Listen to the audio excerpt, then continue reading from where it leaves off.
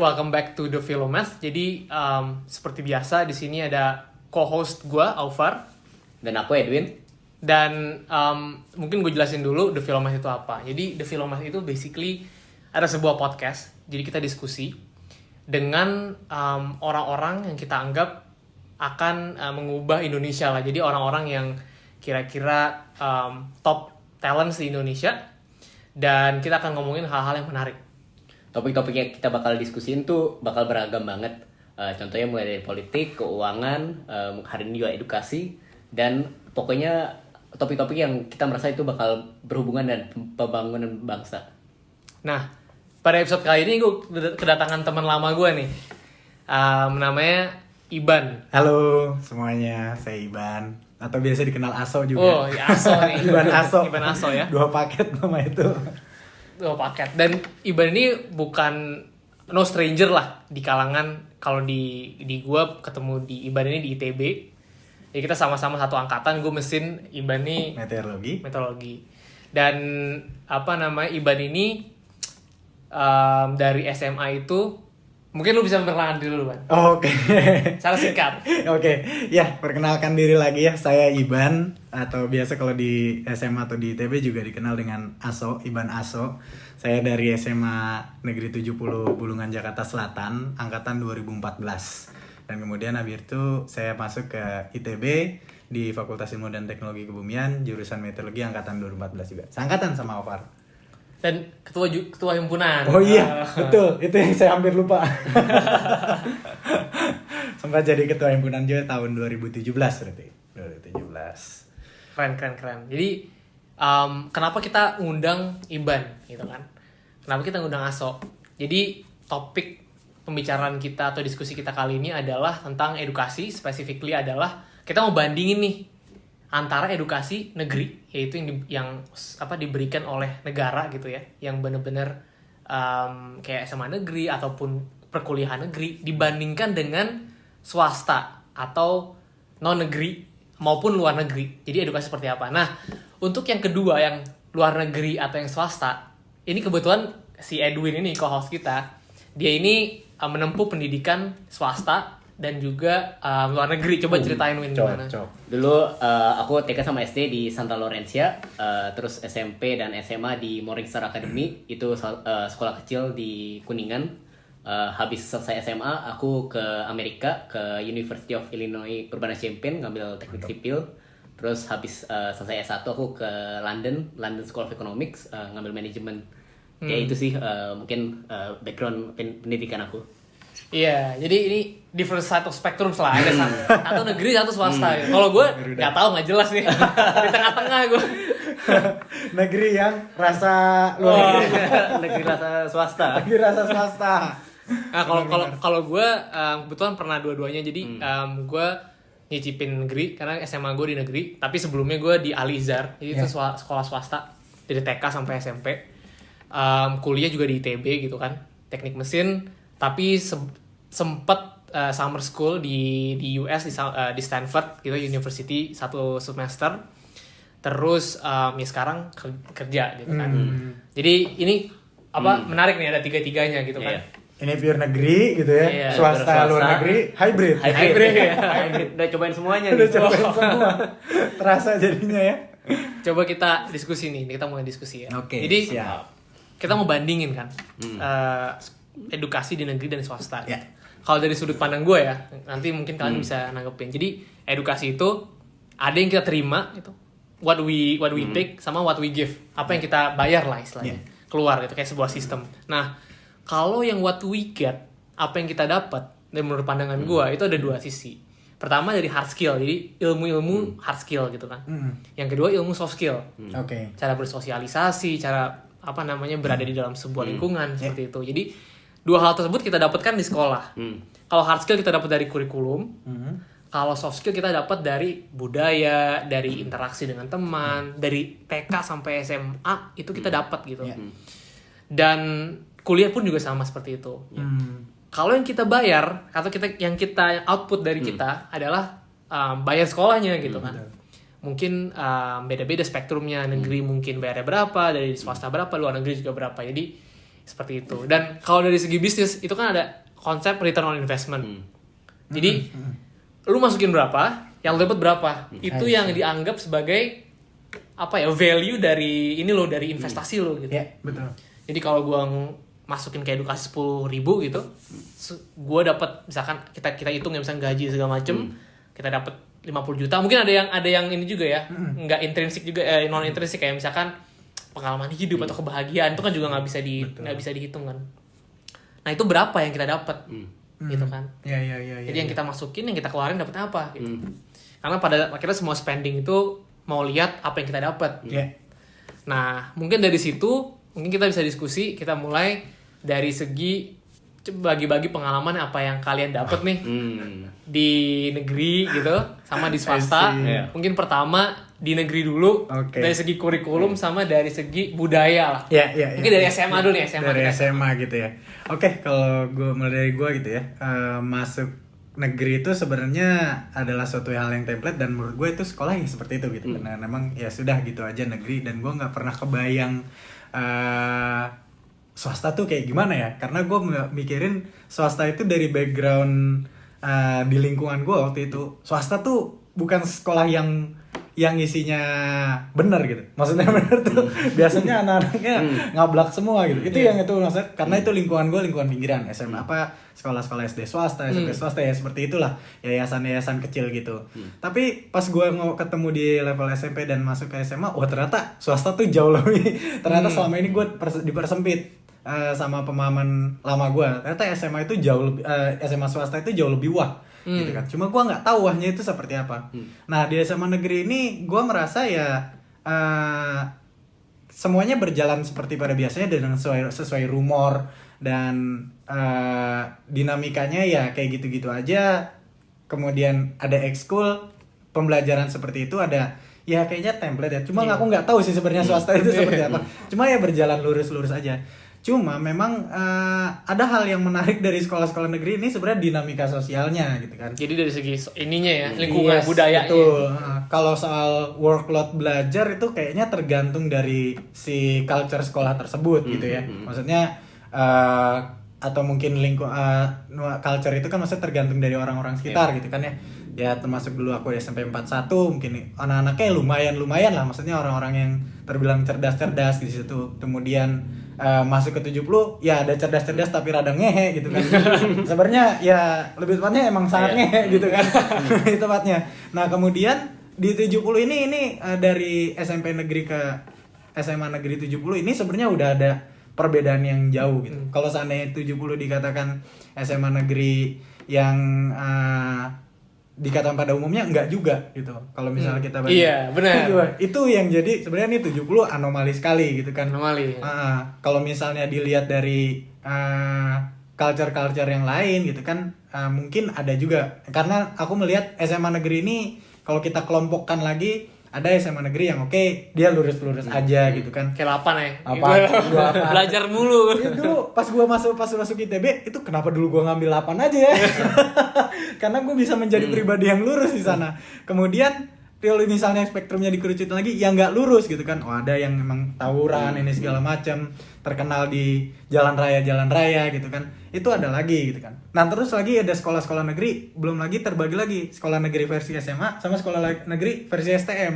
Oh iya. Nah, STM negeri biasanya yang STM negeri kalau jauh lebih cablak. Nah, itu lebih ngawur lagi. Benar. Cuma ya apa ya? Hal menariknya ini adalah dinamika pergaulan di SMA itu sangat membuat shock culture, terutama ada istilah senioritas yang lumayan gitu kan. Senioritas. Iya. Apalagi di 70 itu harusnya orang masuk ke sana tuh udah tidak mempertanyakan, tidak memperdebatkan lagi soal senioritas gitu kan. Karena ya mereka udah tahu gitu loh, memang masuk situ adalah untuk menghadapi hal itu, dan seharusnya tidak ada lagi mengeluh-ngeluh, tinggal ikutin alurnya. Walaupun sebenarnya itu harusnya nggak ada, maksudnya dalam artian bukan senioritas yang pada umumnya terjadi. Misalnya di kantor ada level orang karyawan, ada bos, ada ini segala macam. Memang itu senioritas yang secara struktural, tapi ini posisinya senioritas yang benar-benar dibuat-buat dari budaya informal itu tersendiri, dari tradisional, sehingga jadi semacam kasta yang terlalu berlebihan gitu. Itu menarik banget. Dan bahkan waktu gua kelas 1 itu banyak peraturan-peraturan yang itu sangat tidak make sense sebenarnya. Untuk menimbulkan rasa hormat dan patuh terhadap kelas 3 menghormati ini, kita harus nunduk kalau misalnya. Jadi selama di sekolah itu harus nunduk, kepala botak, nggak boleh pakai baju yang ketat kalau cowok gitu ya. Kemudian pokoknya setelan harus gembel. Setelan itu harus kayak anak STM gitu. Itu dididik dari awal tuh kayak gitu. Dan semenjak saat itu nggak boleh pakai sepatu bagus ini segala macam, nggak boleh. Kelas 1. Ini senioritasnya berdasarkan kelas ya jadi ya? Berdasarkan kelas. Oke. Gitu. Itu satu berdasarkan kelas. Kemudian itu kita di kelas 3 pokoknya setiap kali ngomong kelas 3 tuh harus nunduk gitu. Nggak boleh ketawa, nggak boleh ini, dan ya udah. Bahkan pernah satu ketika ya kita karena posisi kelas 1 itu ada di lantai 3, kelas 3-nya itu ada di lantai 2, mereka bisa ngelihat kita dari bawah gitu ya. Ya kita nggak boleh, kalau misalnya mereka teriakin dari bawah, woi tas, kalau lu nggak boleh kelihatan jadi jalan, dia harus ngerangkak gitu. Waduh. Bahkan sampai tangga aja. Waduh. Tangga di sekolah itu dibagi-bagi, ada tangga kelas 1, tangga kelas 2, tangga kelas 3. Tangga ya. Nah, kemudian kantin juga. Kantin kelas 1, kantin kelas 2, kantin kelas 3. Pokoknya biasanya itu tergambarkan dengan tangga itu paling nggak enak tuh kelas 1. Soalnya jauh. Gitu ya, karena Jalan jauh gitu ya. Jalan jauh gitu kan. Dan nggak boleh ngambil tangga kelas 2, itu akan menimbulkan keributan. Kelas 3 apalagi, itu habis selesai. Kantin kelas 1 itu kecil sekali. Hanya di pojok, mepet, dan jajanannya terbatas. Kalau misal memanggil jajan kelas 3 harus dada dulu gitu kan. Dan itu kalau misal lagi nggak ada kelas 3-nya. Jadi dengan maksud katanya sih ya memakmurkan jajanan di situ. Oke. Gitu. Iya. Jadi dibagi di situ. Kelas 2 agak lebih gede, kelas 3 agak lebih gede. Itu baru soal tangga dan ini segala macam sama kantin. Ada lagi lapangan. Lapangan juga yang paling suram kelas 1, kelas 2 makin tingkat, kelas 3 paling enak gitu kan. Tongkrongan juga gitu. Kalau kelas 3 mah udah bebas. Di mana-mana udah Jadi raja lah ya. Suka, benar. Raja. Makanya ada istilah kalau misalnya kelas 1 itu adalah budak, kelas 2 itu adalah warga biasa, kelas 3 itu adalah raja, alumni adalah dewa. Waktu itu seperti itu. Dan memang ya budaya itu ya cukup menyebalkan sekali ya. Itu baru di dalam sekolahnya itu sendiri. Belum lagi ada kita anggaplah ada intimidasi, kekerasan gitu, gaplok, gampar dan segala macam, itu udah kekerasan ya. Itu sebutnya kekerasan gitu kan. Pendidikan ya tergantung gitu-gitu kita aja, ya. gitu-gitu aja sih dibilang pendidikan sebenarnya tergantung kita menginterpretasikan. Tapi kalau kita pakai acuan umum, tentu itu kita tidak bisa kita anggap sebagai pendidikan gitu kan. Karena itu dilakukan diam-diam dan itu ilegal. Walaupun kita pada akhirnya ya oke, kita ada pendidikan mental di sini. Seharusnya nggak seperti itu gitu kan. Kemudian udah masuk sana lagi ada namanya kolekan dan segala macam. Itu atas nama kolekan, palakan. Jadi kita disuruh ngumpulin uang. Kemudian itu disuruh sama kelas 3-nya gitu kan. Dan disuruh kelas 3 untuk kepentingan apa? Kepentingan dia pribadi gitu. Jadi kita disuruh tolong cariin gue sekian juta gitu atau 500.000 berapa hari sekian gini. Caranya apa? Muterin kelas atas nama supaya angkatan kalian solid. Wah, itu nggak make sense banget. Walaupun kita pada akhirnya jadi emang nyari alasan aja ya. Betul. Dan pembenaran itu tidak pernah dikritisi oleh anak-anak siswa sama pada saat itu. Mungkin baru-baru beberapa belakangan ini dikritisi gitu kan. Ini apa sih yang terjadi kalau misalnya ada yang rebel gitu, misalnya anak kelas 1 tiba-tiba mungkin dia badannya gede gitu. Ya apa yang minimal terjadi? habis. Angkatan gue waktu itu habis itu kan. Ya memang pada akhirnya ancaman-ancaman itu selalu ada, dan ancaman itu bukan ke satu orang, tapi ancaman itu ke orang-orang lain gitu. Misalnya satu ada gitu. misalnya kayak ada satu angkatan gue yang bermasalah, kemudian yang kena itu bukan dia aja, tapi biasanya ya orang-orang lain, termasuk gue gitu kan. Angkatan lu kenapa gini-gini? Habis itu ditahan, gak boleh pulang sampai malam gitu, jam 11. Habis itu dipukulin dulu gara-gara kesalahan orang lain gitu kan. Kok dia yang salah, gue yang kena gitu kan. Gue juga nggak tahu apa yang dia perbuat. Pokoknya hampir akhirnya sempat ada kasus terlibat di kantor polisi juga ya akhirnya senior itu. Ya pokoknya seperti itu, nggak ada perlawanan gitu kan. Dan kita juga bukan nggak bisa sih, sebenarnya bisa-bisa aja, cuma jadi nggak mau karena ada ancaman nggak dapet embel-embel yang namanya nama angkatan. Karena hal itu adalah hal sakral 70 dan semua orang yang masuk 70 biasanya ngejar itu. Badge nama angkatan, punya alma mater angkatan, punya warna angkatan, punya logo angkatan. Dan itu didapat dari senior. Yaitu mereka jadi megang apa ya? Kunci gitu ya, megang kunci yang gitu ya. semua orang mau gitu ya. Ilusi persepsi aja sebenarnya. Di situ Main mereka ini aja ya, kayak doktrin gitu ya. benar. Dan satu angkatan itu rame. Itu baru cowok. Yang cewek ada lagi itu lebih bukan lebih sih, tapi lebih tepatnya ada lagi hal lain tapi serupa, nggak boleh pakai apa ya? Rock Ya pokoknya gitu. nggak boleh pakai rok. Itu pokoknya roknya harus gombrang, nggak boleh pakai apa ya? Nggak boleh pakai Make dalaman. up gitu. Nggak boleh pakai make up, terus rambut harus kuncir, gembel-gembel juga gitu kan. Dan yang jelas waktu itu zaman dulu nggak boleh ngebra apa kalau segala macam. Ya harus pakai kutang gitu segala macam. Ya menurut gue itu bagus sih. Nggak masalah.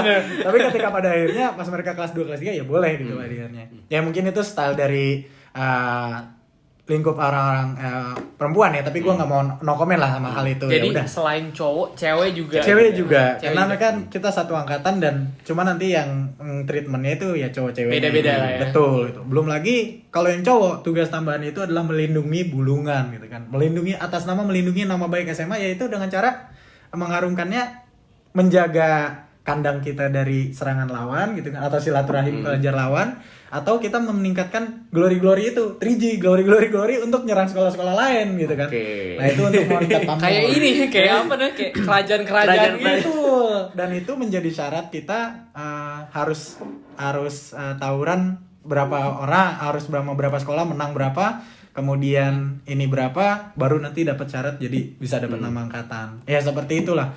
Kemudian itu baru nama angkatan, belum lagi makanya ada istilah panggilan angkatan. Termasuk ASO itu adalah panggilan angkatan. Oh, satu orang nama bisa namanya lain. Betul gitu. Jadi kelas 3, kelas 2, kelas ini juga mereka juga dapat itu dari senior-senior mereka, dan setiap kelas 1 itu punya semacam mentornya sendiri yang ngasih nama itu. Dan itu yang ngikat kita juga secara individu gitu. Ya itulah yang menariknya itu ya. Budayanya kental banget ya. Budayanya kental sekali, dan ya itu udah berlangsung 30-an tahun gitu. Bahkan beberapa tahun terakhir tuh masih jalan. Dan Sekarang masih jalan. Sekarang gimana? Sempat terkikis oleh sistem sih lebih tepatnya. Sempat terkikis oleh sistem budaya, tapi herannya kenapa pada akhirnya sistem itu baru muncul sekian puluh tahun gitu.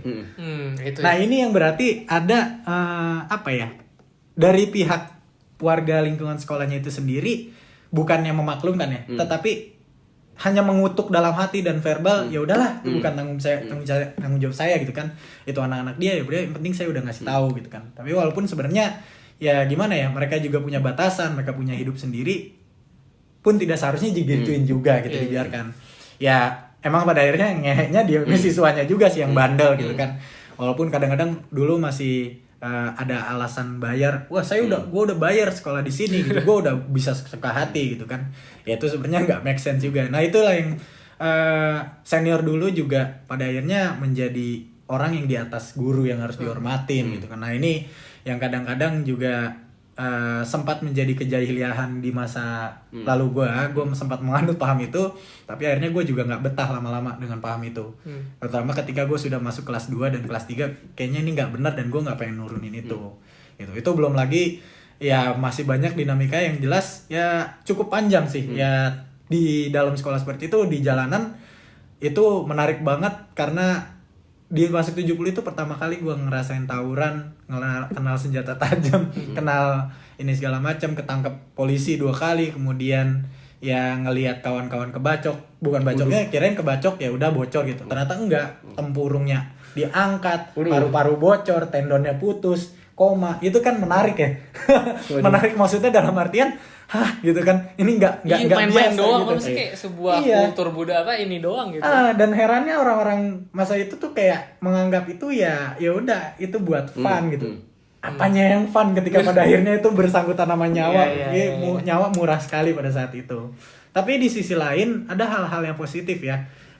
Di samping negatif itu ada memang kebersamaan satu angkatan, kita nongkrong solidaritas bersama. Kemudian karena kita nongkrong di tempat-tempat pedagang gitu, jadi memang dipaksa untuk dekat sama PKL gitu kan, warga-warga situ, ya lobby manis itu segala macem, ya mengakali kondisi lah. Hal-hal itu memang tidak bisa dipelajari di dalam kelas, cuma ya tikus-tikusan aja jadinya.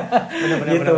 Ya itu sih yang satu lagi. Nah kemudian mungkin yang pembelajarannya itu adalah mungkin mentality terbiasa ditekan, kemudian mentality Survival gitu. survive banget gitu kan. Solid banget lagi Solid sama banget. bareng-bareng kan soalnya. Hidup ditekan secara fisik, mental, dan kemudian bukan hanya itu juga, ketika ada ancaman-ancaman dari sekolah luar tuh, wah kita juga mikir kalau seandainya nggak menyambut tawuran itu, kita habis sama kelas 3 gitu kan. Kalau misalnya kita nyambut, wah Ada nyawa. ada nyawa juga. Jadi Gitu kan. lose juga ya. Iya, Bingung juga. lose solution ini. Ya udahlah, akhirnya untung-untungan aja kalau pada akhirnya selamat gitu kan. Dan ya dinikmati, dijalani aja. Pada akhirnya sebenarnya itu cukup menjadi toksik dalam kehidupan kita gitu kan.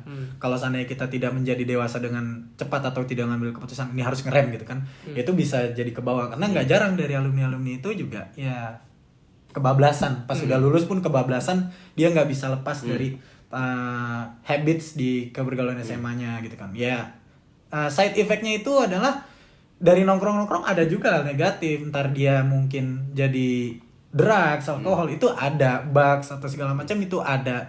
Terus kemudian hal-hal lainnya ya itu kan yang nggak benar gitu kan. Kita berharap ya nongkrong positif ya, solidaritas, bercanda sewajarnya gitu kan. Pun kalau misal tawuran ya udah itu mungkin batas, ya udah pada masa itu aja gitu kan. Cuma kalau misalnya ada yang meninggal ya nggak enak juga kan. Nah, karena waktu itu pada akhirnya di zaman gua ada yang meninggal juga gitu. Waktu itu anak SMA 6. Ya pas udah meninggal. Lu terlibat tuh. Nyaris terlibat waktu gua kelas 2 itu. Nyaris terlibat karena posisinya gua lagi ujian kelas 3-nya sama kelas 1 waktu itu lagi udah beres ujian, gua masuk siang. Gua udah nyampe di depan sekolah, terus diajakin gitu kan. So itu mana angkatan lu? Lah kan angkatan gua lagi ujian. Itu ditongkrongin sama anak-anak, lu kagak malu apa? Ya biarin aja udah, gua pengen ujian dulu. Itu siapa yang ngomong? Temen Itu gua. angkatan? Oh, Angkatan. itu yang kelas 3 kelas 3-nya waktu tiga. gua kelas 2. Jadi kan memang sebenarnya kalau kita hubungan antara 1 tahun di atas emang lebih santai, bukan santai sih, nggak usah hormat banget gitu ya, selengean aja, anggap aja setara gitu kan. Kita berhak berantem sama mereka juga dan sangat dianjurkan malah. Oke, Gitu. terus? Nah habis itu akhirnya gua nggak ikutan, tiba-tiba mereka udah nyerang gitu. Akhirnya 670 nih. betul, akhirnya usut ternyata ya ada yang meninggal. Padahal waktu itu pas lagi istirahat ujian kita nanya, "Woi gimana tadi?" Wah, pada seneng mereka nyanyi bangga karena ada yang koma katanya. Koma gitu kan, koma. Waduh, koma. Oh, mantep koma. Keren nih angkatan kelas 3-nya. Taunya bukan koma, meninggal. Aduh, ini kan yang menyebalkan. Aduh, ini pasti berentet, nanti kita nggak akan bisa ini lagi. Cuma gue merasa itu adalah momentum ketika ada udah hal ini ya nggak bisa jadi nggak ada tawuran. Terbukti setelah itu sekian berapa lama nggak banyak lagi tawuran. Dan itu sempat stop, walaupun pada akhirnya 2-3 tahun kemudian ada tawuran masih. Karena memang pada akhirnya willing to tawuran itu memang ada di pelajar-pelajar yang pengen masuk ke SMA yang punya reputasi untuk tawuran itu sendiri gitu kan. Karena mereka mengejar glory-glorynya tadi gitu kan. Itu sih yang hal-hal yang menariknya. Kalau misalnya nih kamu kan waktu kelas 1, SMA 1 kan gak enak tuh. Tapi waktu udah jadi SMA 3 gitu enak banget dong ya. Kelas 3. Kelas 3 ya. Kan kamu jadi raja gitu di sana. Iya. Kalau aku merasa ya memang udah enak banget sih. Tapi kalau aku merasakan raja banget juga sebenarnya enggak, karena pada akhirnya waktu aku pribadi kelas 3 aku sudah memutuskan nggak pengen ngelihat fenomena kelas 1 aku itu cukup traumatik gitu kan. Ngelihat adik-adik aku merasakan apa yang aku rasakan dulu, makanya aku tidak pernah mau melakukan kolekan, bahkan ngegambarin anak orang tuh aku nggak mau. Tapi yang jelas aku mengarahkan mereka ke hal-hal yang positif ya, seperti ya udah optimalin di ekskul gitu. Kalau kita mau main keras-kerasan ya udah sparring di ekskul aja gitu loh. Kalau misalnya gua kalah ya udah gua fair gitu kan. Bahkan gua pernah waktu lagi sparring ya itu bedara sama junior gua, dia tuh gua seneng malah. Tinju, olahraga tinju. Lagi olahraga tinju itu. Dan gua seneng karena wah, adik gue nih kuat dan gue nggak merasa harus marah sama dia gitu kan. Ya itu nggak apa-apa, itu wadahnya dan itu lebih positif kan, karena menyalurkan energi lebih baik. Tapi kalau misalnya udah keluar, gue nggak bisa kontrol lagi waktu itu. Belum meninggal. Betul lah, itu segala macam, karena ya ada tuntutan. Mungkin pribadi gue sangat menolak dengan keadaan prediksi tersebut, tapi gue tidak bisa membendung willing dari angkatan gue, teman-teman gue yang lain. Jadi ya udahlah, itu outside of your control ya, betul. orang lain gitu. Ya betul, gue nggak bisa kontrol. Gue hanya bisa kontrol orang-orang yang dalam lingkupan gue. Misalnya seperti yang tadi gue bilang, setiap senior punya pegangan juniornya. Nah, termasuk mentorship itu. mentorshipnya ini, gue pegang beberapa, ada 3 yang gue benar-benar pegang, dan ya harus gue syukuri sampai sekarang gue menjalin baik sama hubungan orang-orang ini. Bahkan salah satu dari orang yang gue jalin hubungan baik ini, dia jadi partnership gue di dalam urusan proyek gue ini. Dia di gugus tugas, kita ngomongin soal permasalahan bangsa, kita ngobrolin soal itu gitu. Kemudian gue senang sekali ketika dia pada akhirnya sempat gue membantu dia mentoring buat jadi presiden BEM gitu ya, di UPN misal Pondok Labu sini yang PJ itu ya, dia jadi itu. Jadi gue merasa itu hal yang lebih baik gitu kan, daripada gue mengarahkan hal yang nggak baik gitu. Walaupun pada akhirnya semuanya menikmati tuh menjadi raja gitu kan, dan itu jadi momen untuk ajang pelampiasan karena gue waktu itu betul sekali ya. Walaupun pada akhirnya ada juga yang nggak ngerasain itu tapi akhirnya mengambil kenikmatan itu ada gitu, itu tidak dapat dipungkiri gitu ya.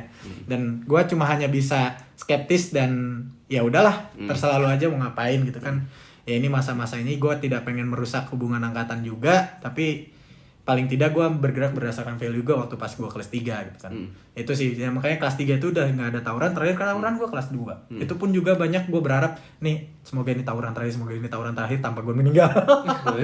Kalau gue udah meninggal gue ya nggak mau juga tawuran terakhir karena gue meninggal gitu kan.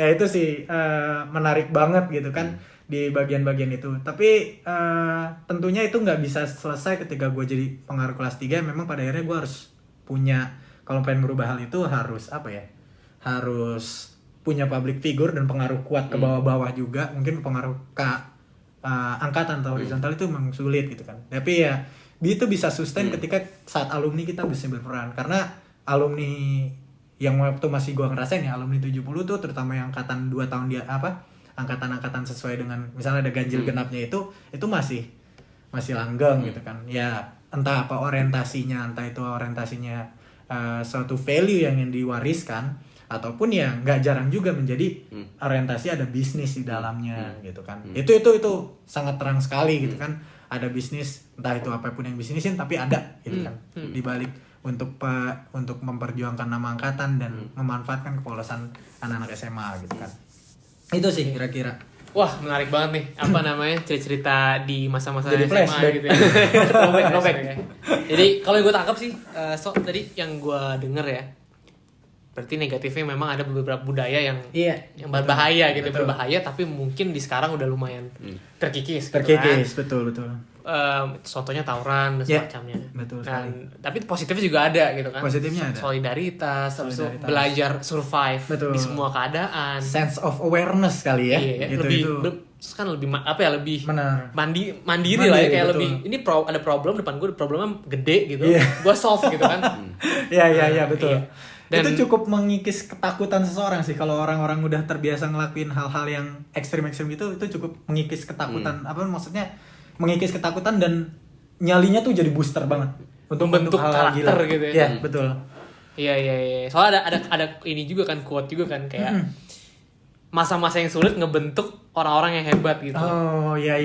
Dan misalnya orang yang hebat terus masa jadi enak gitu, jadi apa namanya? Jadi lunak, terus ngebentuk orang-orang yang lemah lagi. Terus habis itu lemah, enggak enak situasinya, terus ada ini lagi jadi kuat lagi. Maksudnya pernah dengar nih teori Iya. generational dynamics bukan ini? Iya. Jadi emang menarik juga nih. Nah, cuman coba kita ke swasta nih. Oke. Swasta. Kalau pengen denger juga kan. Pengen dengar. Kalau swasta ada nggak sih kayak gini-gini? Maksudnya ada kayak solidaritas. Terus coba lu ulas kayak apa yang lu dapetin gitu dari swasta. Iya. Mungkin kan background gue dari sekolah swasta kan, dan mungkin sama kayak kamu. Jadi dari kecil tuh cuma sekolah swasta ya tuh yang aku tahu. Semua orang di sekeliling aku juga sekolah ke swasta. Iya, lingkungan dan nggak pernah kepikiran gitu, ke sekolah negeri, kayak nggak pernah kepikiran. Malah kalau misalnya kita ada acara gitu, akhir-akhirnya kita juga undang tuh sekolah-sekolah yang mirip kayak kita, yang misalnya kayak sekolah swasta juga, atau yang mungkin yang mirip-mirip lah. Jadi orang-orang yang datang juga akhirnya orang itu juga. Tapi kalau misalnya perspektif kita dulu kalau ketemu anak yang misalnya sekolah di negeri gitu, kita takut gitu kayak, oh ini jangan nih orang gimana nih? Kayak gimana? Kayak mungkin tawuran atau gimana kan? Mungkin ada stigma gitu. Betul. Kan ya. Itu dari sejak SD atau SMP atau SMA? Mungkin waktu udah SMA kali ya, waktu muda gitu. itu.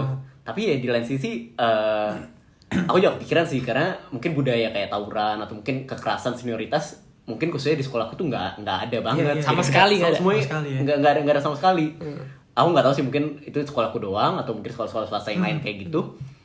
Jadi budaya senioritas tuh nggak gitu ada. Mungkin hormat doang, tapi cuma ya biasa-biasa aja gitu, normal aja antar. Nggak se-ekstrim Nggak se-ekstrim itu. Tapi di lain sisi juga aku mikir kayak, oh mungkin dari sana juga ada baiknya juga ya. Jadi di satu angkatan tuh jadi deket banget tuh. Soalnya kamu udah pernah ngalami masalah susah bareng-bareng. Betul. Kalau di sekolah swasta juga mungkin khususnya dari pengalaman aku sih, kita sih deket, tapi ya mungkin nggak sampai sedekat yang kayak kamu habis udah lulus kamu masih kayak kontekin. Iya. Apalagi paling kamu deket cuma sama angkatan kamu doang. Sama angkatan bawah-bawah juga udah nggak terlalu deket sih. Iya. Mungkin itu sih dari pengalaman aku. Tapi kalau misalnya yang budaya, nggak tahu ya budaya tawuran atau enggak itu, aku juga ngeliat kalau anak swasta itu sedikit jadi tendensi itu lebih manja jadinya. Karena kita mungkin nggak pernah mengalami masalah apa kesulitan itu kayak gitu. Itu ya. Iya. Lu bayangin aja ibaratnya umur berapa tuh? 16, 17, 15 udah ada yang meninggal gitu. Itu kan guncangan banget kan sebagai makhluk, misalnya sebagai manusia. Sementara kalau misalkan swasta gitu ya paling ya nggak tahu ya, misalnya sekolah lu masalah terbesarnya misalnya ujian gitu kan. Cuma itu banding dimarahin guru. Iya kan. Tapi ya makanya aku merasa kayak jangan gara-gara terlalu nyaman gitu kamu jadi manja. Terus apalagi yang satu lagi tuh fisik gitu, kayak kita nggak pernah misal berantem itu jarang banget. Kalau ada orang berantem itu pun pasti tuh satu sekolah langsung heboh. Kayak budaya nggak ada budaya. Maksudnya fisik tuh mungkin aku pikir kayak jadi rada manja juga sih, jadi kayak rada takut gitu kalau apalagi kalau misalnya ada orang ngajak ribut, jadi kayak ada nggak deh, kayak nggak pernah ribut gitu sebelumnya. Iya tapi kayak bagus gitu loh, ya. maksudnya seek for peace gitu Iya, kan. seek for peace. Tapi seek for peace mungkin bagus, cuma nggak berani face the problem gitu jadinya. Iya, gitu. Ada sebenarnya dalam kehidupan aku berinteraksi sama SMA swasta. Tapi ini STM swasta ya. STM swasta ya. Kalau STM swasta ini beda lagi ceritanya. Itu kalau misalnya dibandingin sama STM negeri itu jauh lebih beringas. Banyak STM swasta itu banyak jauh lebih beringas. Baru tahu tuh. Itu ngeri-ngeri itu. Miskin kalau misalnya dulu ada apa ya dulu yang agak rada-rada ngeri itu Israel, Israel, PSKD. Dia di daerah Jakarta Utara itu benar-benar wah itu orang-orang ya patut dikatakan kriminal kali ya. Dulu gue benar-benar ngerasain itu anak-anak Israel katanya kan anak-anak PSKD berapa gitu. Enggak tahu PSKD atau apa SMA San Francisco gitu. Itu ngeri-ngeri loh. Benar-benar itu orang-orangnya senjatanya bukan main-main gitu, apalagi nggak ada takut-takutnya. Gue nyaris abau itu kayaknya kalau nggak ada polisi, karena waktu itu cuma 7 orang ngelawan ratusan orang di jalan raya. Udah kayak Seharusnya bukan pengalaman yang untuk dibangga-banggakan, dan kalau bisa aku pengen ngulang sebisa mungkin ya, pengen jalur yang benar aja. Kalau bisa paling nggak SMA 8 gitu kan. Dan masuk ITB dengan jalur yang lebih baik gitu. Dan kalau bisa masuk yang fakultas yang lebih baik, misalnya FTI atau segala macam, kita bisa ada pencapaian hidup yang lebih baik gitu dan lebih bermanfaat. Nggak terlalu mengalami hal yang menyusahkan itu. Terlebih lagi aku juga belum melihat sih sebenarnya efek dari itu semua gitu ya. Aku belum menemukan korelasi dari apa yang aku alami di 70 dengan kehidupanku, karakterku di ITB dan lain-lainnya. Aku belum merasakan impactnya apa sih, maksudnya feedbacknya buat apa sih, belum terlihat secara real, belum lihat secara real gitu. Mungkin yang lain beberapa udah gitu ya. Mungkin kalau dari yang gue lihat ya, ini mungkin dengerin dua-duanya kan. Dari negeri tadi udah dibilangin negatifnya gitu ya, budaya bisa ngaco gitu kalau masuk ke sekolah-sekolah tertentu. Kalau positifnya ya karena kesulitan itu akan membentuk karakter gitu kan. Betul. Dan ini gue lihat juga sebenarnya lu kan juga di kemahasiswaan jadi aktif. Dan juga berani mengemukakan pendapat dan lain-lain gitu ya. Itu kalau tadi lu bilang lu gak lihat, kalau menurut gue udah lihat. Oke. Itu yang pertama tuh. Itu kan dari segi sosial atau budaya. Terus tadi lu dengar dari Edwin juga dari segi swasta, kayak di sekolah lu ya mungkin mungkin nggak ada kesulitan-kesulitan seperti itu sehingga membuat anaknya quote-unquote lembek, lemah right? ya. Tapi mungkin dari segi pelajaran misalkan edukasi gitu ya. Kalau yang dari pengalaman gue sendiri, sekarang kan kita menuju dunia globalisasi. Betul. Dimana sebenarnya bahasa itu penting, bahasa Inggris terutama. Gue di negeri, gue merasa gue jarang banget ngomong bahasa Inggris. Iya. Mungkin lu merasa juga. Merasa juga. Teman-teman gue yang di swasta, misalkan kayak lu atau Jakarta International School atau kayak apa gitu kan, mereka sering banget dan mengutamakan bahasa Inggris. Jadi ini mungkin shift ke kurikulum yang gue lihat swasta atau ya swasta itu Inggris gitu, which is berguna banget di kerjaan kan lu Inggris, diplomasi untuk apa segala macam. Kalau di negeri tuh ya kita kurikulum udah set banget. Iya, betul. Kayak rigid sebelum ini ya pas kita masih SMA. Masih at least SMA, gitu. benar. Itu gue lihat itu satu keunggulan dari sekolah swasta sih menurut gue. Iya. Menurut lu gimana? Ya menurut aku mungkin dari aspek itu oke sih. Maksudnya kayak kamu mungkin di sekolahku kayak kita fokus kayak bahasa Inggris. Terus juga mungkin ada pelajaran-pelajaran yang kayak unik tapi mungkin tuh menarik juga. Kayak mungkin di sekolahku itu kita diajarin sejarah tapi sejarahnya itu ada lebih ke world view gitu. Jadi kayak filosofi gitu. Dan ada pelajaran-pelajaran yang unik yang mungkin tuh juga membantu ke depannya. Iya. Mungkin dari sisi pelajaran menurut aku di pengalamanku di sekolah swasta oke sih, kayak benar-benar Yang mempersiapkan dan lu mempersiapkan kuliah gitu waktu ya? aku kuliah juga. Jadi waktu kuliah tapi aku nggak tahu sih, mungkin aku kuliah di Amerika kan. Mungkin orang-orang bilang mungkin di Amerika tuh kuliah tuh nggak terlalu susah. Cuma karena waktu aku udah biasa di Indo, mungkin kita udah belajar kayak kalkulus, fisika gitu-gitu. Jadi waktu kita nyampe ke sana juga rasanya udah pernah belajar nih. Jadi tahun pertama rasanya udah siap aja. Tapi nggak tahu mungkin kalau misalnya sekolah swasta terus sekolah di universitas negeri mungkin beda kali ya. Mungkin di ITB gitu lebih susah kali daripada di Amerika. Wah, itu nggak tahu. Nggak tahu. Makanya kita diskusi ini. Jadi mungkin ya berarti dari segi kurikulum emang istilahnya ke arah globalisasi itu udah lebih ke swasta ya. Soalnya kan nggak tahu ini Nadiem Makarim gitu kan, Menteri Edukasi, Menteri Pendidikan Kebudayaan. Dia kan lagi mau merubah nih kurikulum, dan yang dikontrol dia itu kan sebenarnya negeri kan.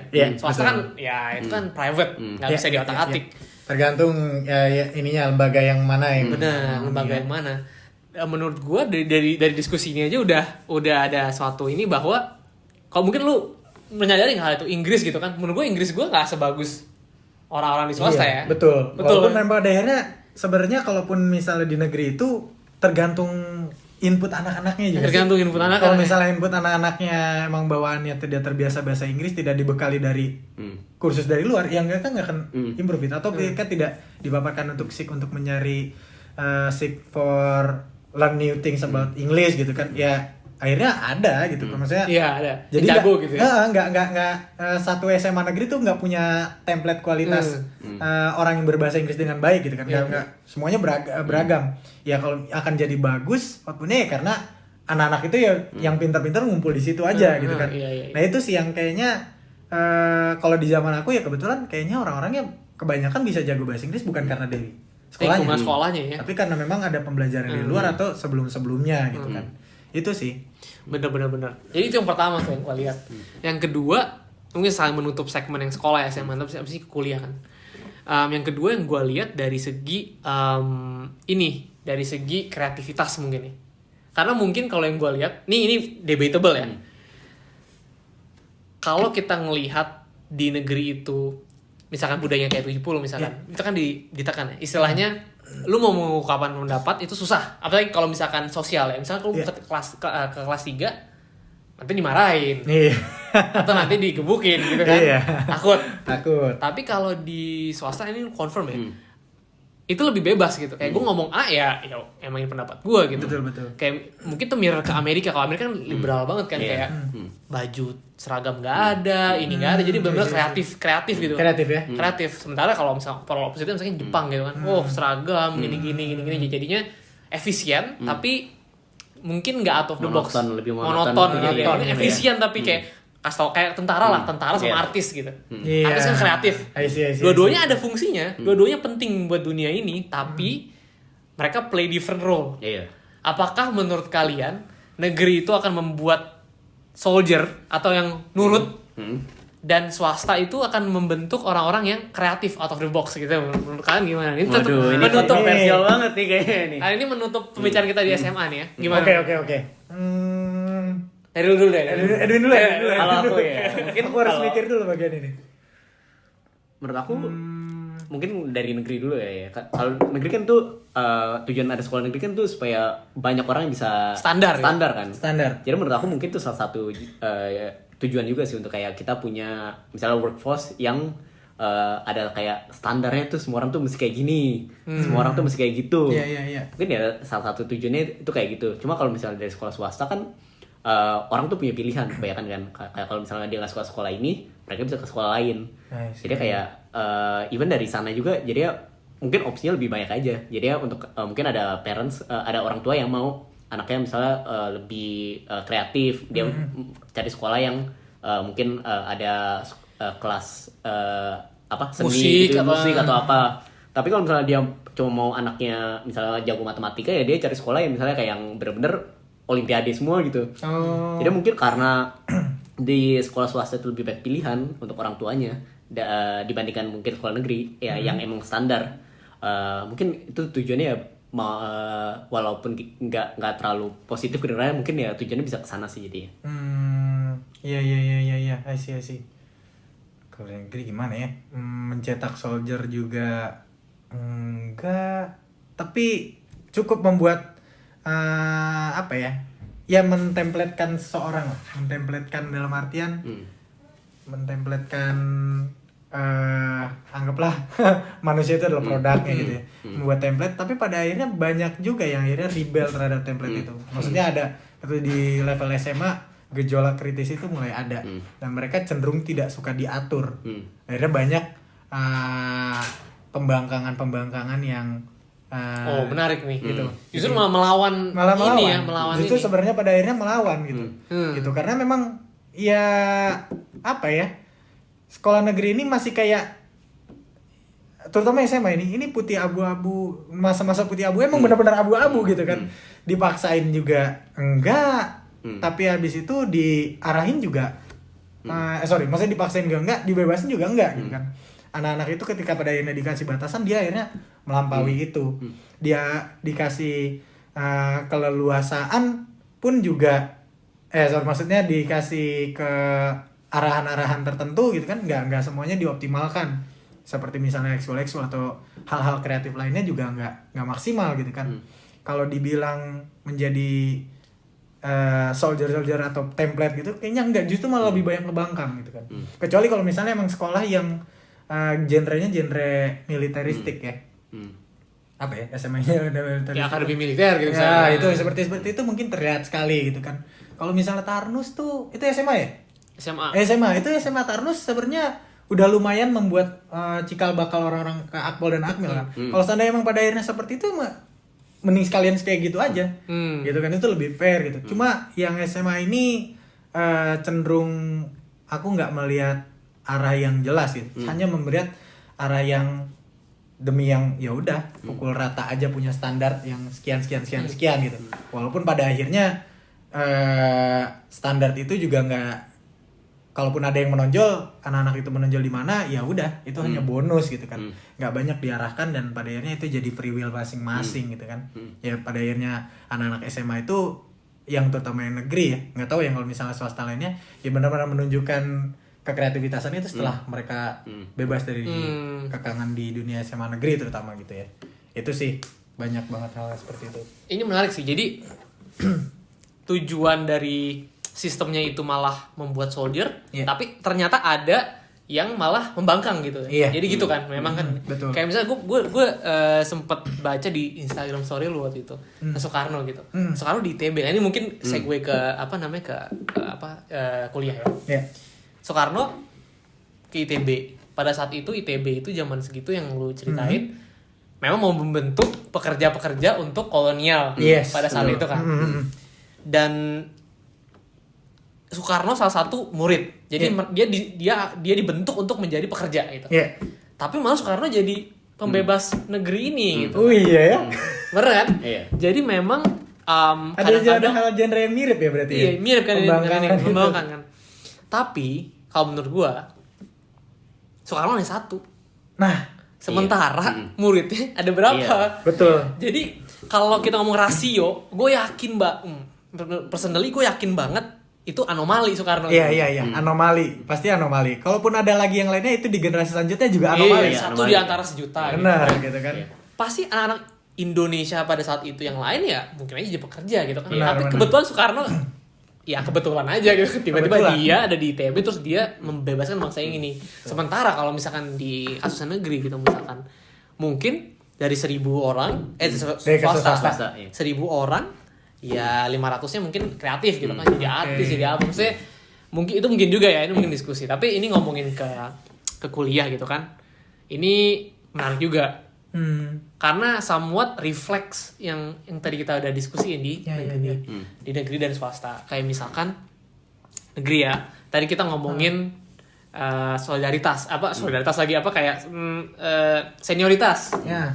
senioritas di ITB kan juga ada tapi mungkin nggak mungkin beda ya Mungkin karena beda bentukannya. lebih mature lebih dewasa Betul, kan jadi senioritas yang lebih mungkin dewasa. lebih di backup dengan kayak apa ya kayak alasan-alasan yang lebih rasional gitu Nah, kan logis dan benar-benar ya manusiawi. ada Masih alasannya gitu kan Betul.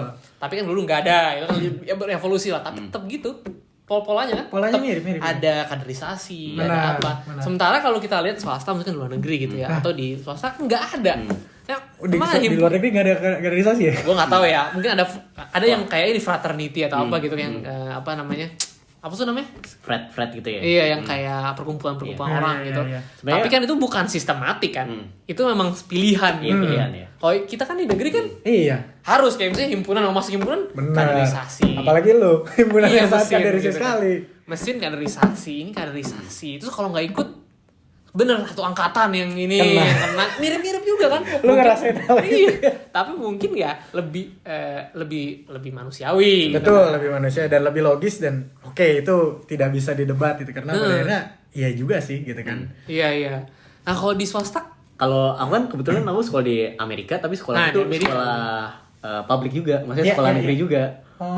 Jadi ya, tapi di sana juga nggak ada sih kayak gitu. Itu lebih kayak pilihan lah kalau orang intrik kayak kamu bilang kayak fraternity itu pilihan dan orang kayak Fraternity itu kayak gimana maksudnya? fraternity itu jadi kayak ada satu kayak bisa dibilang kayak geng gitu kali ya kayak geng Oh, jadi kayak orang iya. mereka sewa satu rumah Eksklusif ya? eksklusif gitu ya dia jadi kayak saat mereka tinggal di satu rumah mereka dari tahun pertama sampai tahun keempat tuh mereka tinggal di sana Iya, iya. dan di sana juga untuk masuk tuh kayak ada kaderisasi lah kayak kamu mesti kayak di Pelonco gitu. di pelonco gitu jadi orang tapi karena keren tuh untuk masuk kayak salah satu frat tuh orang tuh rebutan jadi kadang ya kadang juga ada cerita-cerita kayak kekerasan gitu tapi sekali orang udah masuk ya mereka bangga banget jadi gua itu member dari fraternity ini. Iya. Tapi itu Meningkatkan pilihan, kepercayaan Tapi diri. itu pilihan Tapi ya. itu pilihan ya. Semua Kalau kita orang nggak ya. pilihan. Kalau di negeri mungkin diarahkan ya. Diarahkan. Malah karena ada grup punishment yang kalau misalnya satu orang nggak ikut orang yang Angkatannya. lain tuh Iya. mungkin itu yang membuat jadinya mau gak mau kamu pasti ikut dong ya. Sebenarnya di kampus kita juga pilihan gitu kan. Pada akhirnya pilihan cuma Semi, pilihan itu tidak iya, tidak iya. dihargai dengan baik gitu. Iya. Jadi kayak agak diarahkan ayolah Iya. ini masa enggak ini gitu. Kalau misalnya dia enggak ini, wah dia nanti ada Kurang. semacam apa ya? Ada hubungan sosial yang berkurang lah. berkurang. Pengakuan sosial yang berkurang gitu. Gitu. Itu sih kayaknya ada Ada seperti itunya itu juga. Tapi menurut kalian tuh efeknya tuh net positif gak sih?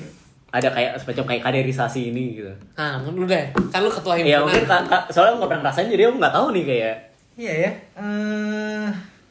Gimana ya? Pada akhirnya dan kebetulan karena aku ketua himpunan dan ketua himpunan ini harus ngerti soal kaderisasi ya sebenarnya.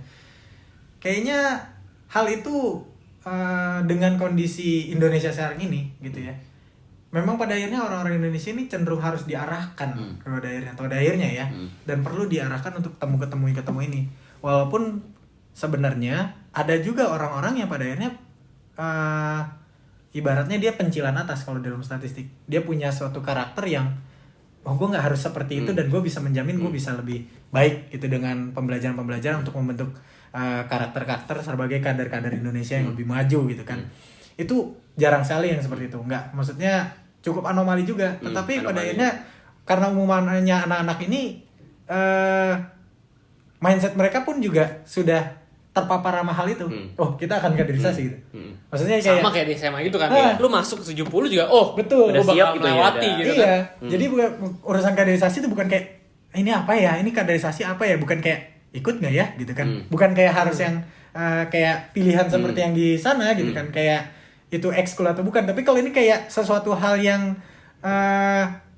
kalau nggak diambil tuh kayak ada yang kurang gitu ya kayak. kopong gitu. Ada Iya. yang kita nggak dapat sesuatu gitu. Seolah nggak dapat segalanya atau nggak mendapatkan suatu porsi besar dalam kehidupan gitu kan. Itu yang terjadi ya pada akhirnya. Nah, sebagai gue ketua himpunan untuk mengarahkan itu, gue merasa pada akhirnya itu ada hal yang baik.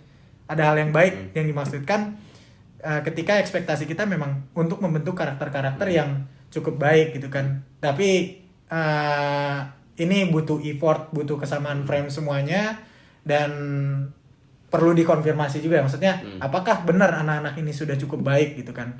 Kalau misalnya dilihat dari alumni, gue nggak tahu apakah alumni tersebut, entah itu alumni ITB, apakah mereka merasa kaderisasi selama di kuliah itu, selama di himpunan mahasiswa adalah yang benar-benar signifikan membuat hidup mereka seperti itu, atau membuat mereka menjadi sosok-sosok yang berkontribusi buat bangsa ini gitu kan.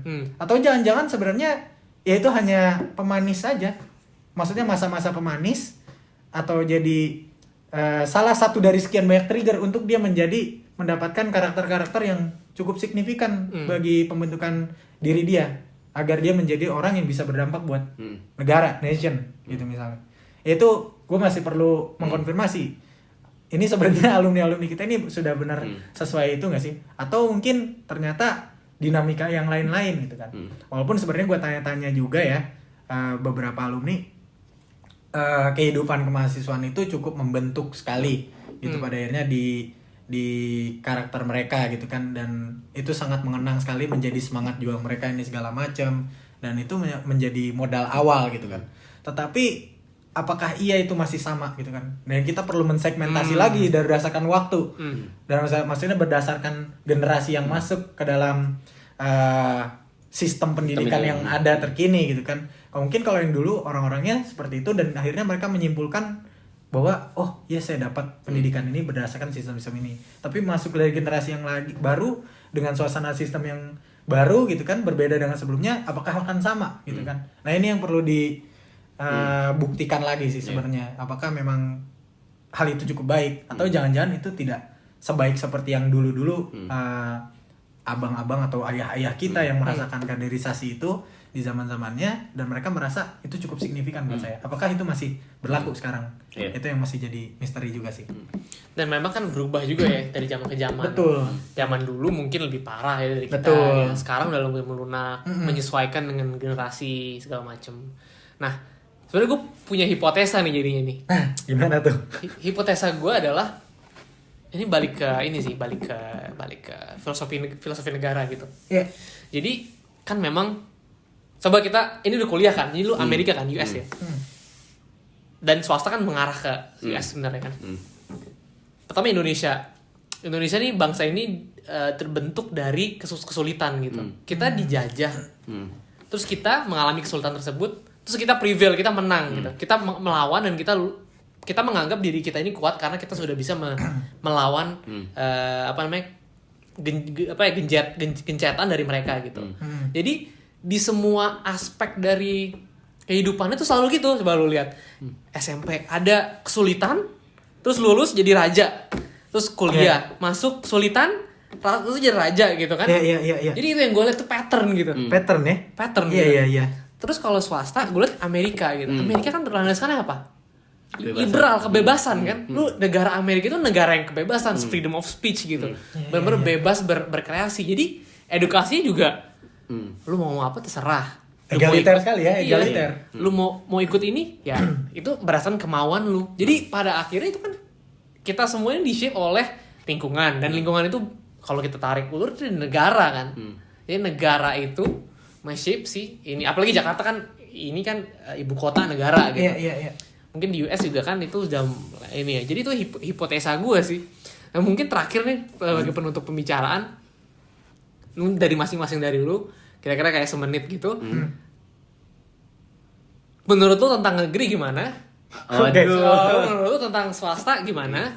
Ya, Dan ya, apakah lu kalau punya bisa ngulang lagi atau kalau punya anak atau semacam, kalau lu punya anak dan lu punya semua uang di dunia ini, apakah akan lu masukin ke negeri atau lu masukin ke swasta SMA dan kuliah gitu? Kalau dari mungkin dari lu deh, Vin. Mungkin dari aku dulu ya.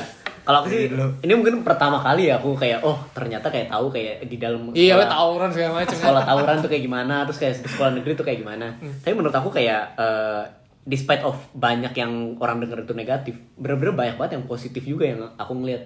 Karena yang tadi kayak kamu bilang kayak orang-orang kesulitan ini membuat orang tuh menjadi lebih kuat dan membuat orang menjadi lebih berani, dan di lain sisi juga kamu lebih solid dengan teman-teman kamu. Jadi mungkin aku ngeliat ada something yang di swasta tuh nggak ada, dan mungkin kalau turn back time aku bakal tetap mungkin sekolah di swasta. Anak lu? Iya mungkin anakku, soalnya mungkin aku sekarang kepikirannya kayak rada manja gitu kan. Tapi ada value-value yang aku lihat dari sekolah negeri yang aku mau ngajar nanti untuk anakku juga sih mungkin. Kalau kuliah? Kalau kuliah mungkin aku tendensinya juga bakal sama kayak aku sih. Tapi ya kembali lagi ada value-value yang harus kita dapat walaupun nggak harus ngelewatin kayak kesulitan kayak gitu, tapi end goal itu aku tahu mereka mesti berani, mesti solid. Itu yang mungkin value-value yang kita mau coba ajarkan lah. Jadi Oke. Kalau lu gimana? Kalau gua kayaknya nggak akan negeri deh. Kalau misalnya kondisi SMA negeri masih seperti pada saat ini gitu kan, gua masih khawatir. Terlebih lagi pergaulan di SMA negeri itu ya cukup dinamis. Gitu kayak mereka Gamble banget lah ya. Gamble banget, dan environment matter most gitu. Lingkungan tuh sangat mempengaruhi orang gitu kan. Dan bagi gua sendiri itu investasi pendidikan sekolah bukan soal kurikulum sekolahnya aja ternyata. Tapi ketika kita mau masukin anak sekolah, itu harus lihat lingkungannya dulu. Gitu. Nah, termasuk salah satu mungkin pertimbangan orang tua gue dan keluarga gue waktu pada saat bukan membiarkan, mereka sudah melarang habis-habisan. Yang mereka pertimbangkan itu, termasuk abang gue ya, karena sekolah 70. Sekolah 70 juga. Dia tuh zaman-zaman dia jauh lebih jahiliyah lagi, lebih keras lagi. Cuma perangainya nggak se-ekstrem gue gitu. Dan dia melihat kecocokan, ini anak inputnya begini nih, dia punya modal seperti ini, ada lingkungan seperti ini, nih ketemu nih nanti nih, amplify gitu ya. Amplify.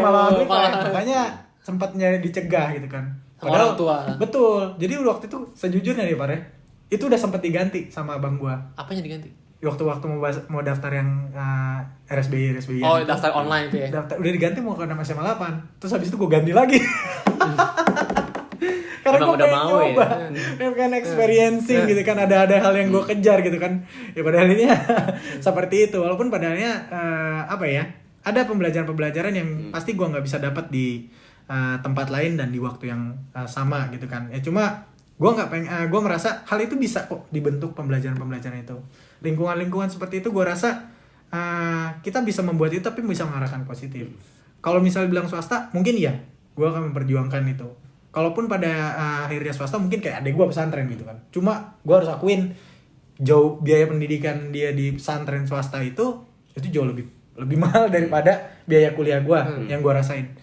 Tapi gue melihat outputnya tuh benar-benar jelas gitu kan. Sejak dari SMA ini ada hal yang beda gitu kan. Kedewasaannya, perangainya, bahkan adik gue sendiri tuh adalah orang yang menasihati gue gitu. Wah, hebat banget adik gue nih, beda 7 tahun sama gue. Sudah berani menasihati gue gitu kan, dengan value-value yang ditanamkan di sekolahnya. Kemudian kalaupun pada akhirnya gue nggak bisa sempat di SMA swasta gitu kan, atau sekolah swasta, mungkin negerinya ini itu harus gue pilih-pilih banget. Yang segmennya yang ini yang betul terpilih ya. Karena gue harus ngelihat dulu nih, ini environment anak-anaknya dan kondisi pergaulan pada saat itu seperti apa, itu harus gue pertimbangkan. Nah itu tentunya gimana ya, mungkin ketika gue nanti jadi orang tua, sampai di SMA itu pun gue nggak akan bisa memberikan kebebasan lebih kepada anak gue. Gue akan baru bisa memberikan kebebasan lebih itu ketika pada akhirnya lebih dewasa. Ketika dia sudah siap berdewasa, gue akan mencoba lebih ketat lagi. Karena pada akhirnya bukan berarti orang tua gue nggak ketat gitu ya. Mereka sudah cukup ketat, tapi gue yang cukup rebel. Cuma gue memaklumkan mereka tidak bisa seketat itu karena kondisinya abang-abang gue udah mulai berhidupkan keluarga masing-masing. Kemudian orang tua gue, almarhum ayah gue waktu itu masih stroke. Ibu gue harus menjagain ayah gue, adik gue, dan nenek gue di rumah. Nah ini kan, jadi mereka punya keterbatasan gitu kan. Ya emang yang sableng guanya sih gitu kan. Tapi kalau seandainya gue dikasih kesempatan untuk itu, ya gue akan ketat sekali. Gue nggak pengen membiarkan anak-anak gue mengalami Kesulitan itu ya. bukan kesulitan. Gue akan mempersilahkan dia untuk kesulitan itu, tapi kesulitan yang gue setting. Yang terkontrol ya. Terkontrol gitu kan. Tidak yang hal-hal yang pada akhirnya apa ya? Itu suatu dinamika yang cukup gambling sekali outputnya. Gambling. Maksudnya itu ya, itu gambling sekali gitu. Karena pada akhirnya gue merasa masih sangat dipengaruhi pendidikan itu bukan dari SMA gue, tapi karena orang tua gue juga. Jadi ketika gue pada akhirnya terlalu menyimpang jauh, gue akan selalu mengingat, oh iya oke, background keluarga gue ini segala macam, harapan keluarga ini. Akhirnya pendidikan di keluarga yang paling dasar itu membuat gue untuk turn back gitu. Itu sih. Oke.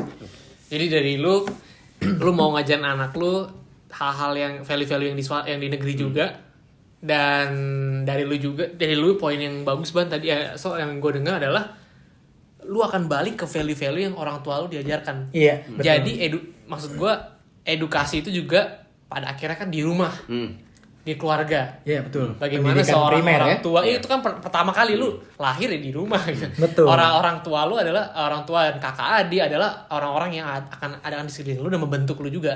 Terlepas dari sekolah gitu ya. Oh ini pembicaraannya menarik banget nih. Iya. Wah. Menarik banget. Dan Ini- kayak banyak banget sebenarnya, Iya. masih banyak banget yang Masih banyak banget nih yang sebenarnya kita bisa Rekaman yang lanjutin. membuat gue mikir juga. Tapi mungkin gue balik ke statement gue mau bahas kayak return on investment edukasi kan tadi. Setelah dari diskusi ini gue simpulkan kayaknya nggak bisa dihitung gitu. Iya. Wah, ini dia nih. Maksud gue adalah banyak hal yang tadi gue mikirnya, oh nanti apa kembalinya apa nih yang kita terima, ternyata banyak banget. Di negeri itu banyak pembelajaran, di swasta kurikulumnya juga bagus segala macam dan pembelajarannya juga banyak yang kreativitas segala macam. Jadi ya itu pada akhirnya nggak bisa dihitung secara matematika, tapi itu suatu pilihan lah ya. Suatu pilihan. Dan itu tergantung dari individualnya masing-masing. betul. Yep. Gitu. Jadi mungkin gue close di sini. Thank you banget. Thank you Sol. banget. Thank you bro. Keren Thank you banget. Diskusinya berbobot banget. Kita diskusi santai aja. Jadi Filomet kayak gitu. Jadi kita bakal ngobrol-ngobrol hal-hal kayak gitu. Jadi mungkin teman-teman jika ada hal-hal yang topik menarik yang sugesti-sugesti topik menarik bisa sampaikan ke kita, dan juga di mungkin kayak di comment section atau semacamnya. Jadi thank you banget.